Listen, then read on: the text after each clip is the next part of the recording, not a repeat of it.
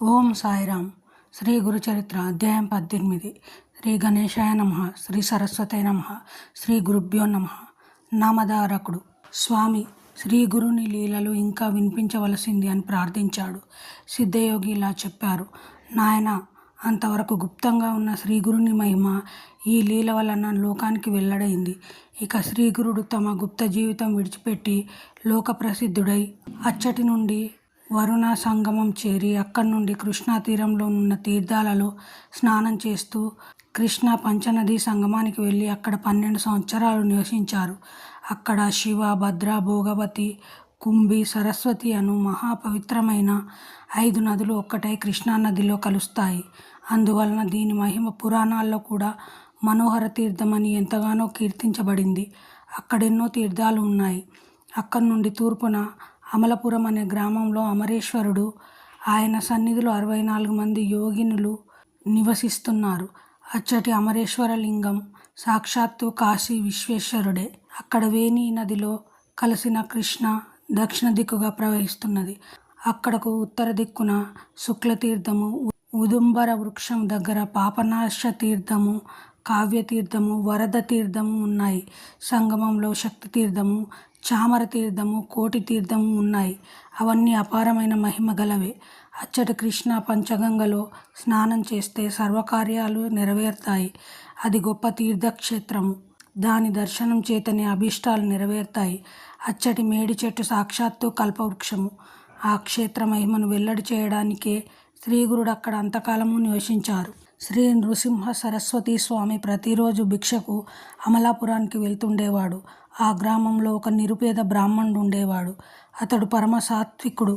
కేవలం యాయవార వృత్తితో జీవిస్తుండేవాడు. అతనికి ఒక కుమారుడు, ఒక కుమార్తె ఉన్నారు. అతడి ఇంటి ముందు తమ్మపాదు ఒకటే ఉండేది. అతడికి గ్రామంలో గింజలు లభించినప్పుడు ఆ కుటుంబం ఆ కూర వండుకొని తినేవారు.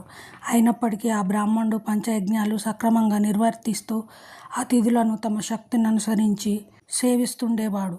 ఒకరోజు శ్రీగురుడు అతడి ఇంటికి భిక్షకు వెళ్ళారు. ఆ బ్రాహ్మణుడు స్వామిని ఆహ్వానించి పూజించాడు. ఆ రోజు ధాన్యం లభించకపోవడం వలన వారు తమ ఇంటి ముందున్న తమ్మకాయలు కోసి వండి స్వామికి దాన్నే సమర్పించారు. తర్వాత స్వామి వారింట్లోనే కొద్దిసేపు విశ్రాంతి తీసుకొని, మీ ఆతిథ్యానికి మేమెంతో సంతోషించాము. నేటితో మీ దారిద్ర్యం తీరిపోతుంది అని చెప్పి నిండుగా కాచిన ఆ పాదును పీకివేసి దాని కొమ్మలను త్రుంచివేస్తూ త్వరగా వెళ్ళిపోయారు.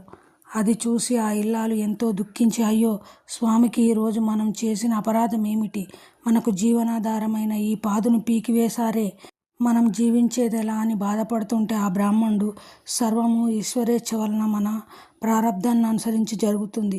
చీమల దగ్గర నుండి సర్వజీవులకు ఆయువు, ఆహారం ప్రసాదిస్తాడే గాని ఆయన మనకెందుకు కీడు చేస్తారు? ఏదైనా మన కర్మను అనుసరించి జరుగుతుంది. నీవు బాధపడవద్దు అని ఆమెను ఓదార్చి దాన్ని తిరిగి నాటాలని ఆ పాదు మొదట్లో తవ్వాడు. గడ్డపారకు ఒక లోహపాత్ర తగిలిన శబ్దం వచ్చింది. అక్కడ తవ్వి చూడగా అది రాగి బిందె నిండుగా బంగారు నాణ్యాలున్నాయి. అతడెంతో సంతోషంతో దానిని తన భార్యకు చూపి, చూసావా స్వామి, ఈ లతను పీకేయడం వల్లనే ఈ నిధి మనకు దొరికింది.